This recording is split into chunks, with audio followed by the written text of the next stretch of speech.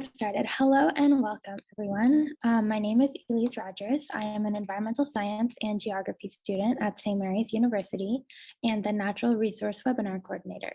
Myself and the Environmental Society, in collaboration with the School of the Environment faculty, Dr. Tony Charles and Dr. Kathy Conrad, have worked to bring together this webinar series, which aims to highlight community-based approaches to sustainable resource management in Canada.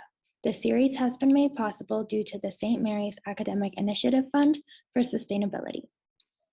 I would like to begin by acknowledging that we are in Mi'kma'ki, the ancestral and unceded territory of the Mi'kmaq people here in Halifax at St. Mary's University. We are all treaty people. Now, I'm very pleased to introduce our speaker for this webinar, Dr. Melanie Zurba, who will discuss the concept of community-engaged research through boundary work. Dr. Zurba's work focuses on projects that are developed and implemented in collaboration with communities. She has worked collaboratively with Indigenous and other equity-seeking communities in Canada and abroad on projects focusing on co-management of species and protected areas, shared forest tenure agreements, land use and occupancy mapping studies, food sovereignty, health promotion and well-being, and land-based learning and curriculum development. Her work has also contributed to public discussion on what reconciliation means in Canada through her work on learning and relationship building through the shared governance of land. Dr. Zurba is also interested in how global policy frameworks affects community participation in the day-to-day management of the environment. Before passing it off to Dr. Zurba, I would like to note that this webinar will be recorded and you are welcome to use the Q&A feature at the bottom of your Zoom webinar screen to pose any questions. We will try to get to as many questions as possible during the time following our speaker's presentation. Without further ado, I will pass it off to our speaker, Dr. Melanie Zurba. Welcome, Dr. Zurba. Thank you so much, Elise, and thank you to both you and Emily for this really wonderful invitation. And I just want to really congratulate you on putting together a seminar about communities. I think it's wonderful to bring people together this way who have this common interest in improving community engagement and doing community engaged research. So I think it's just wonderful what you're doing. I'm going to share my screen now. And then we'll get going into what I have to share with you about boundary work. Just to confirm, Elise, does that look okay on your side? Yes, that's perfect. Okay, great. So as Elise mentioned, I work in a lot of different areas, but the thing that is in common across the different topics that I work on with community partners is that I try and take a really community engaged focus. And so do my students. So my lab is actually called the Community-Engaged CoLab, because that's really the thing in common with all of the research that happens through my lab. And an approach that we have been working with in the lab for a few years now, and is the approach that I took even when I was a student, is boundary work. And so that's what I really wanted to share with you today is some of these principles and approaches for boundary work and how you can apply it, and you know, what some of the benefits are, not only for research, but also for community partners. So to kind of back up the discussion a little bit and start in an appropriate way, I think is to acknowledge why this focus on communities in research and academia. And you know, there has been this shift, especially over the past couple decades, to really engage communities in the discussions around research and to prioritize community aspirations and values and needs. And you see this coming up even in the way that universities are aligning their strategic priorities across Canada. And you know, there are a number of reasons for why this is happening and why we're seeing this shift towards community engagement. And, maybe this has even been talked about by some of your other presenters, but I think it's important to acknowledge that there's really a lot of questions around equity and trying to make research better for communities, that there's a need to shift research away from being extractive or just about communities to research that is really with, for, and by communities, and finding ways to really support that through various means. A recognition that knowledge co-production can provide incredible benefits for research and even practical applications like management. It can enhance resilience and adaptation within systems. And of course, we're living in a time of reconciliation right now, of ongoing reconciliation. The work around this will never be done. But the more that different institutions can work together, community-based institutions, academic institutions, and others, at addressing the wrongdoings of the past, including wrongdoings that have been grounded very much in the research space, the more we can move towards ongoing reconciliation and improving relationships amongst institutions and communities. So to continue with kind of this starting place discussion, I think it's also important to consider what we mean by a community. I find that this is often really taken for granted. We use the word community in such a colloquial kind of way. And sometimes I find in projects, we have to kind of almost back up and ask ourselves, well, which community are we engaging and how are we framing this community? How do they frame themselves, really? And so, a number of different scholars have thought about how do we think about communities and identify core elements that shape communities. And some of these things are around, what we would call a locus or a physical location or place. A lot of my students, when I ask them, what community do you belong to, they'll often say something that's very place-based, like I'm from Halifax, for example, Chibuktuk. But of course we know there are other kinds of communities, such as those that are based on a shared perspective or a common interest or an action. Some of my work is around youth climate activism, so that would be an example of a community that's bound by action, even at a global scale.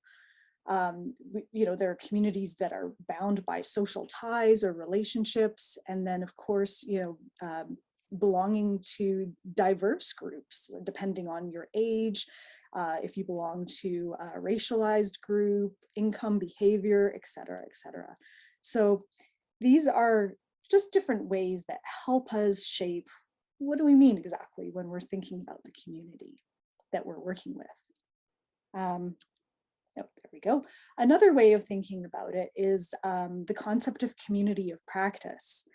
This is one that I like working with in my projects because they're quite collaborative, and the community of practice framework helps you kind of think about different groups that come together to make up a community towards a particular set of goals or actions. So, there's kind of three ways of thinking about this framework. So there's the domain, which is the concern or the set of problems, or passion that unites people, the practice, and the knowledge that's generated by a group, and then of course the community, which is the interpersonal relationships that are built through the engagement and the learning together.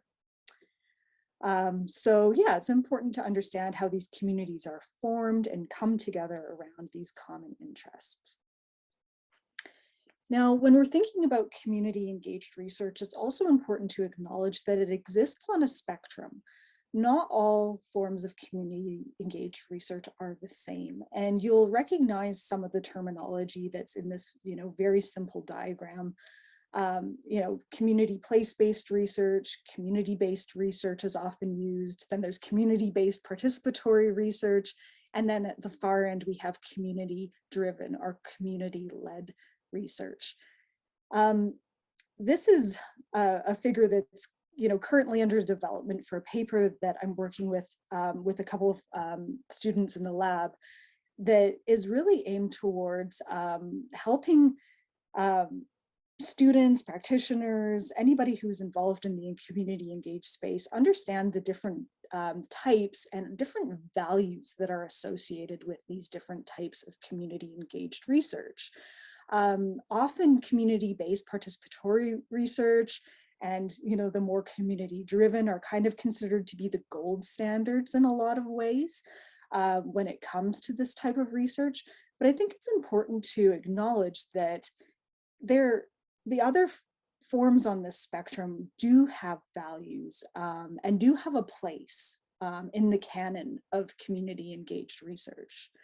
So this is just, also from the paper that is currently underway and still developing, but we've been, identifying some of the differences between these different types and showing that, even if we just have something like community-placed research, that there are values that can come out of it. I know for myself, I've found myself in a lot of situations where a particular community, say for example a First Nation, will ask for a particular research product, rather something short-term, something that is just helping them with a process. It doesn't really have a lot of engagement. It's more like a service delivery. And sometimes those are really, a good way to start something that can become longer term and on the further end of the spectrum.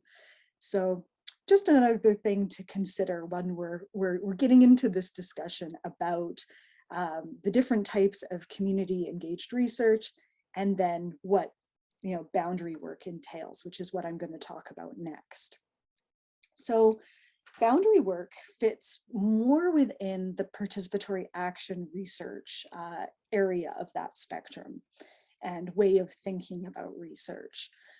So it's grounded in this kind of liberatory paradigm and approach for research that is meant to be empowering process for the participants. So this is like coming out of Freire and other scholars, but I would even go further to say that participants exist within this type of research, but really we're looking at more like collaboration, and so your community members really become partners in this research. So there's active participation, co-construction of knowledge.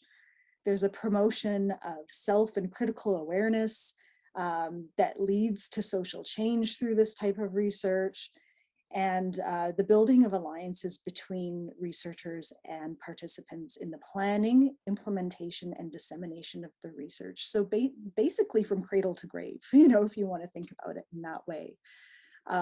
And participants are essentially co-researchers in boundary work.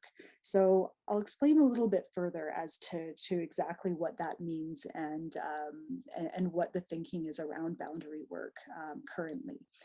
So in a very basic way, the definition that's often used for boundary work is those acts and structures that create, maintain, and break boundaries. Boundary work has roots in, in an area that has now evolved into many different branches. But essentially, the principle of boundary work is looking at those boundaries and how do we think either across them or sustain them. And you may ask yourself, well, why would we ever want to maintain a boundary? Often in research, we're trying to cross these types of boundaries, these epistemological or social or political boundaries, trying to unite or bring people together to find more common understandings. But sometimes it's important to maintain a boundary, especially when it comes to sensitive knowledge.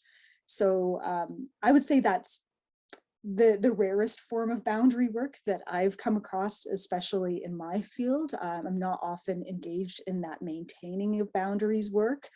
But it does exist and it's part of it, and should be recognized as something that is sometimes appropriate.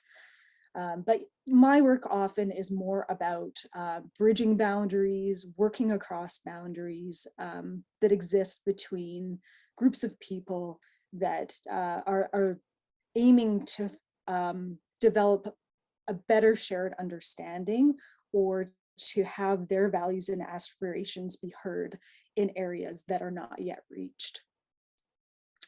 So this type of research really aims to serve community values and aspirations, and that's why it's really important to begin with the setting of objectives together.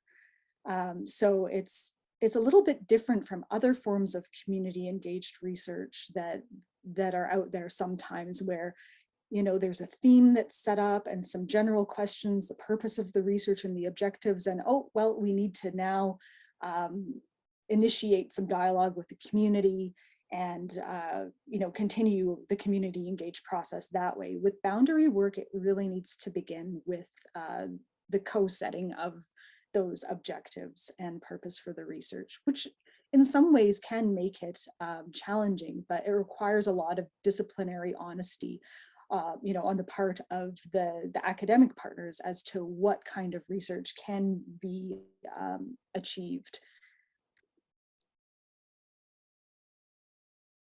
Sorry, my forward button is a little slow today, and I'm trying not to skip over slides. There we go. So some major considerations for boundary work research. So what is the purpose of the research? Is it aiming to address a particular problem? Are there boundaries that need to be crossed or maintained? And even thinking about knowledge mobilization at the beginning of the research can be really important. So who will the research be communicated to? Is it within a community? Is this something that's fairly internal, or is it something that is shared across communities, or say perhaps between a community and policymakers? So these are all considerations that are important to think about right from the start. Yeah, who are the people in the communities that are being engaged through the research? So that kind of goes back to the point of who is the community? How are we framing this community? How is it being scoped? And of course, community partners are incredibly valuable at helping to figure that out. So these types of considerations determine whether a boundary object is appropriate for the research and what kinds of boundary objects should be created. And I'll explain what boundary objects are and give some examples, of course. So broadly defined, boundary objects are items that are collaboratively produced between researchers and communities, and they're aimed towards communicating the messages across the social and political boundaries. They're also very powerful tools for knowledge translation and research dissemination. And as Cash and Moser, who are very well cited authors in this field, explain, they provide a site for cooperation, debate, evaluation, review, and accountability. So if an item has these qualities and these characteristics, it can be worked with as a boundary object. And I've worked with a number of different types of boundary objects, ranging from, some objects can be a report, something very traditional, something very common that we see in research, but also artworks or maps. It's the intentionality that goes into the work and how the item is worked with and used as a way of crossing these social, cultural, and political boundaries and bringing insights to them. So this is a paper that my colleagues and I worked on, and it was published a couple of years ago. And I often point, especially students, to this paper when talking about boundary work and if I think it's going to be useful for their research, because this paper gives a lot of examples from research in Canada and Australia, but it also sets up a fairly straightforward kind of framework for using boundary work in research contexts like environmental management, natural resources, but and specifically in this paper, we talk about boundary work with Indigenous communities, but we also acknowledge that the table and the principles that we were able to derive from our work can be applicable to many different fields and many different communities, not just Indigenous communities. So this is the table that I mentioned emerging from the research. And I'm just going to forward to this simplified table. If you're interested in, the more detailed one, you can certainly access the paper. If you don't have access to it through your library, please contact me. I'll put my contact information at the end. But essentially we have these 8 principles. And it's important to recognize that the principles, while they are in kind of a logical order, or we do see them as being in this order, sometimes there's a need to change the order or work with these principles or steps quite iteratively, so that you return back when needed to work with community partners at a particular stage. So, but I'll go through them one by one. So the first one is identifying the boundary. So researchers assist in identifying, but communities should definitely prioritize the issues and play the leading role here.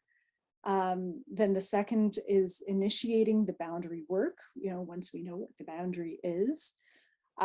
So this, sometimes is initiated by communities, but often it is initiated by researchers that reach out. Both are appropriate.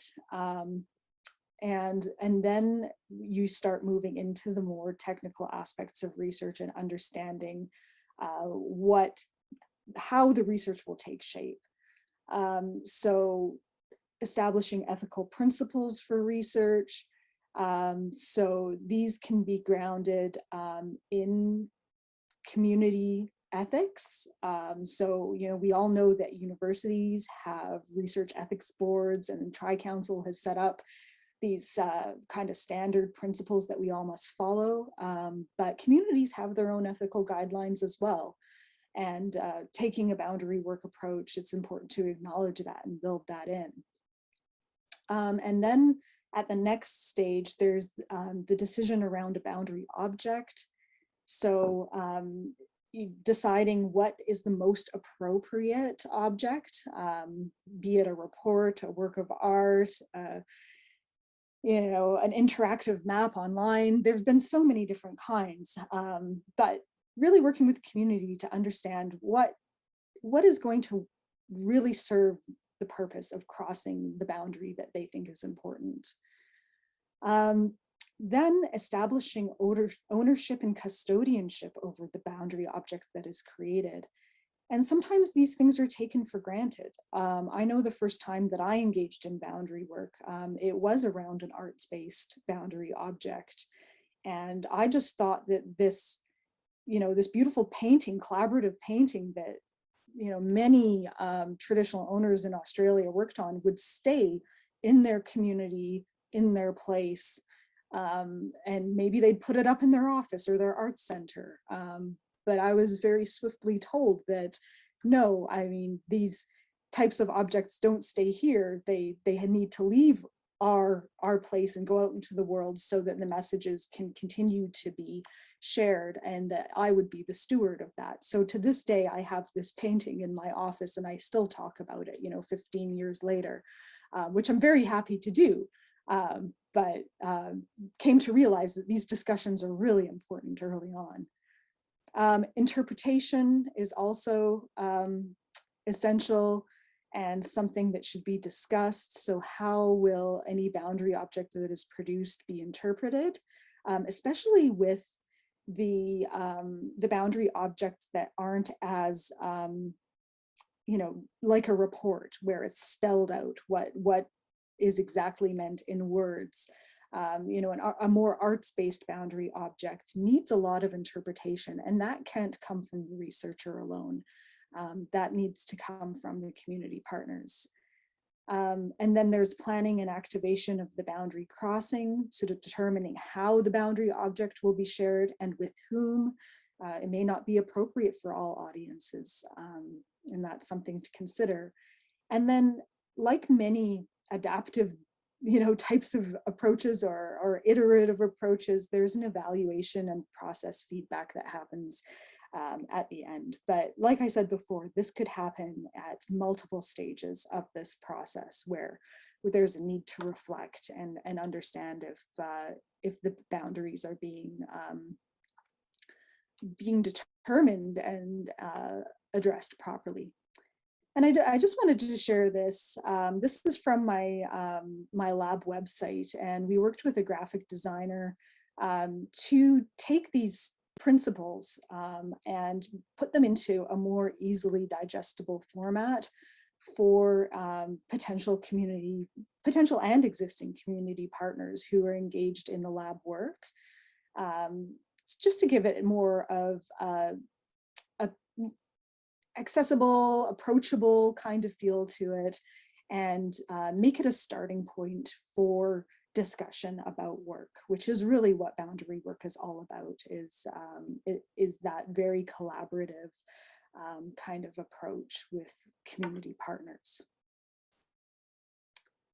I mentioned some of these ethical considerations already.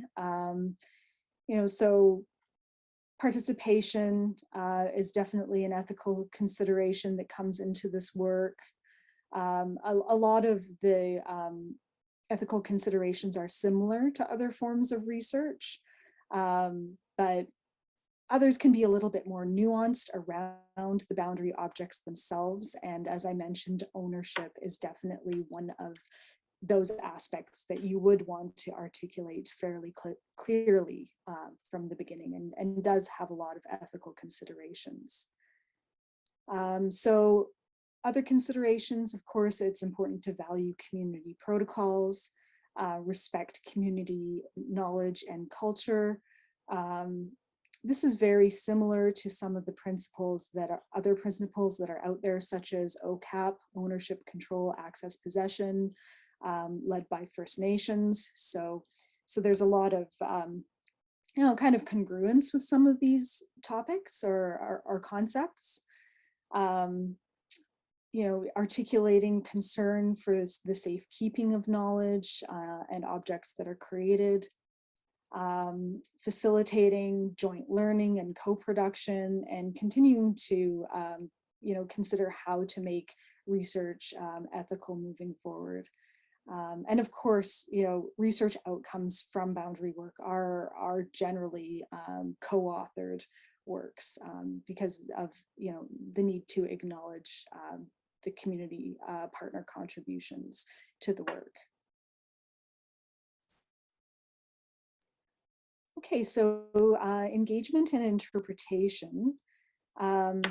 So yeah, of course, communities need to be engaged at the outset of this research. There are different ways of doing this. Often it will start with individual conversations, but sometimes it can be initiated through focus groups or interviews, you know, just to kind of get things going. You know, it's important to think about each context on its own and what is most appropriate, but typically it begins from some kind of relationship. And thinking about, you know, the boundary objects that come through this, they can be very multi-layered. They can, you know, have multiple uses, multiple purposes and meanings. So really working with community partners to understand the direction for the work because of the multiple layers that can come up right at the outset. So it's really a process-oriented type of work. In boundary work, I find that often the process can be just as important as the product in the research. Okay. Sorry about the slide skipping.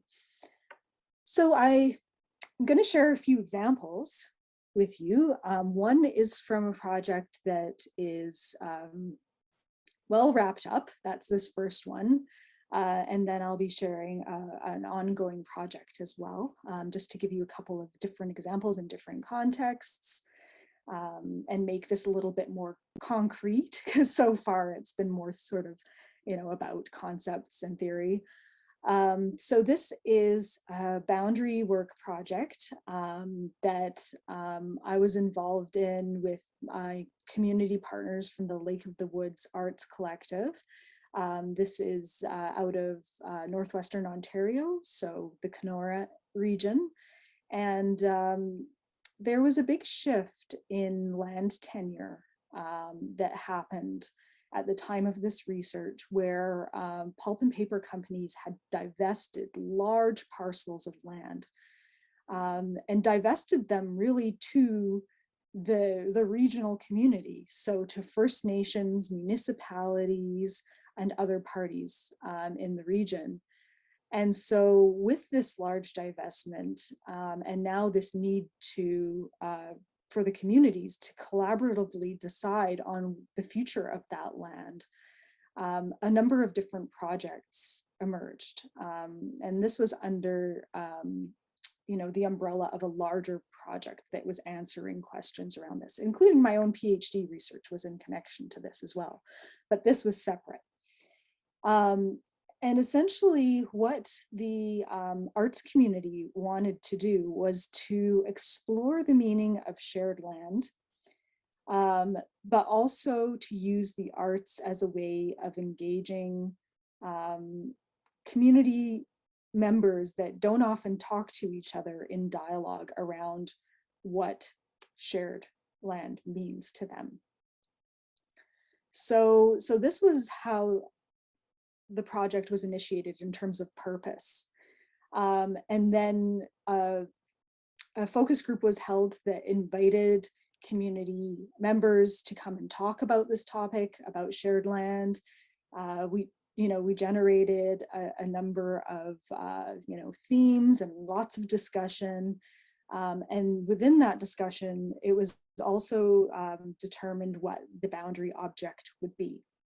And people decided that they mostly wanted to work on something collaborative that would enable them to express what shared land means to them. But they wanted the flexibility too for people to submit individual art submissions. So that was decided. And then a number of people in the community initiated activities to also bring people together and generate further dialogue around the topic. So there was a guided walk by a local historian and a boat trip. And then the actual arts workshops themselves were held at a local glass studio, which had a facilitator that taught people how to work with the glass and etch their messages onto the glass that would become part of this larger mosaic. And it was also taken to public libraries and high schools as well, because they wanted to reach out to youth and understand their perspectives for shared land in the future. So it reached out to Métis community, First Nations, and settler people in the area. And it involved over 90 participants. So a lot of people were really interested in this and participated in this project. There was an event once the artworks were created that was held at the Lake of the Woods Museum. And there's a little documentary about this project that you can find on Vimeo and on my website. And essentially, this is what was created. This was this mosaic, and then a few other individual art pieces, and the installation that's in front of the mosaic, which has poetry in it and different objects. And the mosaic now lives on at the Lake of the Woods Discovery Center, which is kind of the first point of entry into the region. And so, you may look at this and be like, okay, well, they made some art, but how is this research? Essentially, it was through that interpretation aspect of the project where, the boundary object created a site for that cooperation, debate, review, and dialogue around what shared land means. And so a lot of different perspectives came through this, and a lot of new relationships were built as well. So as far as the community outcomes, that would definitely be part of it, as the relationships, retaining a sense of place, or understanding a sense of place as an evolving thing, and then skill development. A lot of people were interested in learning how to work with glass and join an arts collective in the region. Okay, so that was that project that is in the past and now lives on and in different ways and continues to generate dialogue, but through the Lake of the Woods Interpretive Center. Now, this is a project that is nearing completion, but is definitely ongoing, that was supported by a SSHRC Insight grant. And this project is in partnership with a number of different immigrant serving organizations here in Nova Scotia. Our primary partner is ISANS, the Immigrant Services Association of Nova Scotia, but we also have as partners the African Diaspora Association of the Maritimes and Immigration Francophone. And my research partner is David Busolo at University of New Brunswick.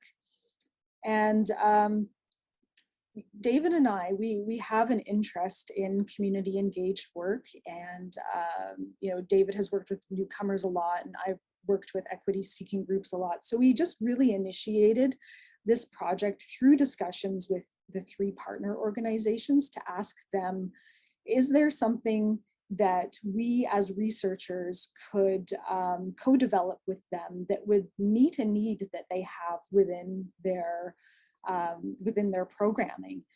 And where we landed was in this purpose, which is to examine the experiences of newcomers from different cultures, ages, and abilities, and using nature-based programs to improve their well-being. So mostly ISANS has already been running nature-based programs to help with newcomer well-being. But Adam and Immigration Francophone were also really interested in the potential for nature-based programs, and the eventual development of a pilot project that is based on research, because they were finding that there was it was working for some of their clients, but other clients were kind of slipping through the gaps. There was a lot of questions around how do we serve different age groups, families, people of different abilities. And so these are the types of questions that we're asking, and have been working collaboratively with our partner organizations to explore. And so the community engagement through this project has been happening since the beginning, as I mentioned. We also co-developed the ethical protocols for this research. So a very, very detailed REB, one of the hardest I think I've ever done, but kind of a good touchstone now for future work. We have a PhD and a master's student working directly with ISANS. The community partners determined the boundary object that they wanted from this research, which is that pilot program design that they can then implement in their various contexts. Just another project that I'm kind of excited about. So this is a new project that just received funding. I can't even tell you which funder because it's still embargoed, but I can share what the objectives are. The co-primary investigator for this research is Lisa Young at the Unama'ki Institute for Natural Resources, as well as other collaborators from UINR and my collaborator Karen Beasley at Dalhousie. This is a really exciting opportunity for this type of research because it's actually asking questions not only about resource management, but also how research is done. So it's titled Listening to Each Other, and it's really trying to get to the heart of what Indigenous-led means in terms of resource management and in research, because there are principles that have been developed by UINR and other Indigenous groups, but there's definitely a need to further those principles and make sure that they're being implemented in really accountable ways. And this has implications all the way from, funding of, before a project even receives funding, to how knowledge is stored and mobilized and worked with. So these are the objectives that we have for that research. So understanding what research is from a Mi'kmaq perspective, because my community partners acknowledge that it's different than what is considered to be research in academia. To explore learning processes and outcomes relating to experiences of those involved in natural resource research and directing research priorities and approaches. To expand the potential for Indigenous knowledge and language to transform and re-indigenize natural resource governance and research practice. To create insights and intergenerational connections, and understand gaps existing within current natural resource and research initiatives, and to mobilize knowledge generated through our project to Indigenous communities, organizations, researchers, and governance research partners. And so I just wanted to mention, this is sort of hot off the press. So I guest edited this volume in the Journal of Human Geography. And so I did the foreword and introduction, and the first paper here exploring indigenization and decolonization in cross-cultural education. And then there are a number of other really fantastic papers on boundary work using the principles of boundary work and boundary objects. So if you're interested in learning more, this is very, very current research that is available. You can also find some resources on my lab website, Community-Engaged CoLab.ca, including a video on boundary work that's kind of similar to this presentation that I'm giving you here if you want to revisit some of the concepts. There are journal articles and links to the special issue, as well as the boundary work process figures that I showed you that our graphic designer helped us put together. So thank you so much again for the opportunity to talk about an approach that I really like working with and some of the research that I've been involved in. This is my email address. Please feel free to reach out to me if you have any questions or would like access to particular resources. And I look forward to your questions. Thanks so much.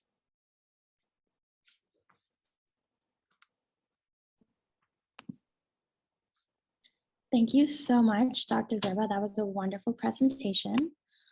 So I guess we can go straight into questions since we already have a couple in the Q&A. Oh, great. Yeah, so the first question is from Emily, and she asks, in the context of natural resources, can a resource like a fish or a tree be regarded as a type of boundary object? And if so, how can communities work with a type of object in a way that is productive for everyone? That's a good question. And the answer to the first part is yes. And species have been used as boundary objects in the past. The how part is an interesting question. Around a particular species, it goes back to those kind of principles of what a boundary object is and how they work. So if they provide that site for cooperation, accountability, review, et cetera, et cetera. And so you can really anchor discussions around values and aspirations for the future around a particular species, and they can become that site. So that's just an example going off of the question. But how to work with it in a, how did she phrase it? In a productive way or a Yeah, how can communities work with a type of object in a way that is productive for everyone? productive for everyone? Yeah, so I think that goes back to one of the core principles of how to do boundary work, which is really that um, setting of objectives and purpose of the research together, and making sure that as the research process evolves, that you don't lose sight of that, right? Because I mean, as we know in academia, we're in this structure that can sometimes be a bit binding, you know, in terms of our timelines and processes that we need to go, even the way our financial systems work. But to really make sure that we're accountable to those original objectives and expectations that come out of the work. And even if something becomes challenging, that there's good communication around that on a continual basis. It's really not the type of research where you parachute in and out, right? It requires that really ongoing kind of dialogue. And I know for some of my colleagues, at first they find it a little bit intimidating. Oh, that would take so much time, right? But it's just a different way of doing research. And I actually, I find that it's not that much more time consuming than traditional research. You know, it's just more rewarding. Thank you so much. That's a great answer. And it definitely gives us an insight on how like bridging the gap between like the boundary work and the natural resources. Like, so thank you so much. The second question is, in your opinion, what would be the most challenging boundary to work with in the environment? Ooh, what a good question. The most challenging boundary. Well, maybe this answer will come just because of what I'm working on these days. And so there might be other boundaries that are much more challenging, but these days I'm involved in, I'm also a IUCN chair, so International Union for Conservation of Nature. I'm the chair for Theme for Governance, Equity, and Rights. And within that work, I'm working with my colleagues on trying to set up a learning network for people who are involved in environmental governance, and how those people can share power a little more equitably and learn from each other, and value each other's contributions on a more equal basis. And so we're trying to explore that kind of from a boundary work perspective. And it's challenging because of how big the community is. Because when we're talking about community, we're talking about global community, right? And the different types of individuals in that community, and how there's really a power disparity in there, you know. So we have people in that group who are from larger organizations like UNESCO, like IUCN, and then we have community leaders too. And so that makes it very challenging sometimes. But sometimes this challenging work, when it's more challenging with boundary work, it almost tells you that there's more of a need for the work. You know, there's more need to create that level playing field and equal ground that can come out of this type of research. That does sound really challenging. Definitely needed, though, as you're saying. The next question is based off of the first example that you gave. And basically, we were wondering, what did shared land mean to the community at the end of the project? And how did they come together to create that shared vision of the turtle? Yeah, so that turtle question is a really good one. So that required a bit of collaborative decision making amongst the artists, you know, amongst the larger group, not just the core group who started the project. But it was amazing to see how easy that decision was for people. There wasn't a lot of going back and forth that was needed. It was like, no, it's the turtle because it's Turtle Island, and we acknowledge that, and we want to use that as kind of like the centerpiece and the anchor for this discussion. So that's how the turtle came out. And I forget who suggested the turtle, but as soon as it was mentioned, it was like, yes, this is going to work. And you know, as in terms of like what shared land mean, because it was a mosaic, it was able to maintain individual expressions. That's what was kind of cool about this project, this art project, even though it was collaborative and it resulted in a turtle, which everybody agreed on. Within that turtle, there were all kinds of symbols and expressions for what shared land should be. And then, you know, to think about it as like a final, this is what shared land should be, it's hard to do that because you have to kind of maintain those individual perspectives as well. But it really, I think this boundary object provided that space for review because it lives on in a public space. So you can keep going back and visiting it and reviewing the thoughts that are on there, and considering what the land means into the future. It's not a closed dialogue, it's like a living discussion that's facilitated through that boundary object. And that discussion about what shared land means is ongoing in Northwestern Ontario. The door hasn't been closed on that discussion. I don't think it will be for a while. That's wonderful. Thank you so much for your answer. We love open discussions. Me too.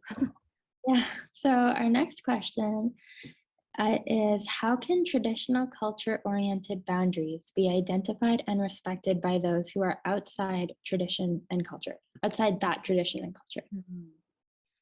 Yeah, another really great question. So I think I understand. Yeah, the boundaries in the question, is this relating to boundaries that should not be crossed? Is that how you would read it? Or that there's a need for understanding boundaries? Maybe I'll let the person who asked the question clarify.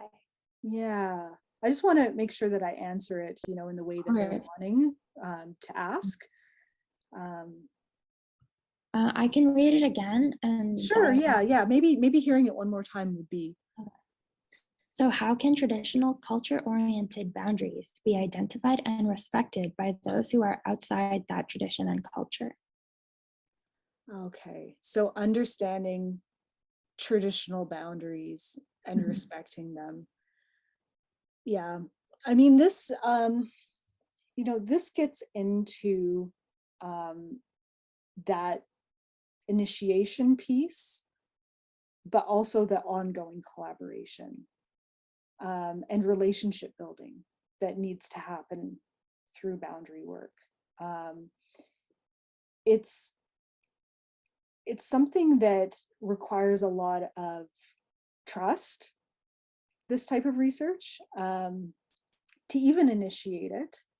I've certainly started boundary work projects with people that are newer to me in terms of relationships, but there should always be a keen attention paid to, as a research relationship develops, asking the questions around, you know, cultural boundaries and where researchers have a role and where they do not have a role, because we do not have a role in every space, you know, that a community has a role.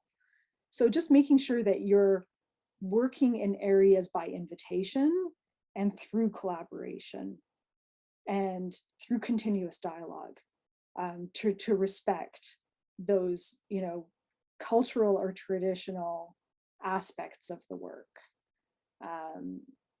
You can't just blaze in, forward with this type of work. It requires a lot of checkpoints and making sure that not only is it appropriate for certain boundaries to be crossed, but how do you cross those boundaries? In what ways? That's really important too. And I hope that answered your question.